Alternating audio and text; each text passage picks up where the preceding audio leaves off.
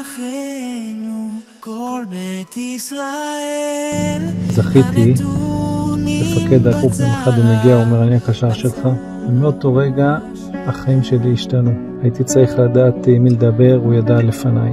רציתי לשתות, פתאום יש קפה. הוא תמיד ראשון, מקצועי, תמיד מסייע, אף פעם לא עוצר. נתן לי ביטחון, נתן לי שקט. אחד הלוחמים שלנו, חייל מסור, 2 עשורים, עושה מאות ימים של מילואים במלחמה הזאת, כולל לראות את הבן שלו נולד מהטלפון, מכיוון שהוא נמצא בשיחים בהגנה על כפר עזה. ואני פונה אליכם, כי החבר הזה, החייל, הלוחם, הגיבור, נקלע בגלל המילואים לחובות כבדים, ואנחנו מתגייסים ביחד, חברים מהגדוד, מהחטיבה, משפחה, לנסות להחזיר לו טובה תחת טובה, ולאסוף כסף, לעזור לו לשלם את החובות ולהעמיד את העסק על הרגליים. כמו שאתה נתת לעם ישראל כל כך הרבה, אנחנו קצת נוכל להשיב לך, והלוואי וזה יקרה מהר.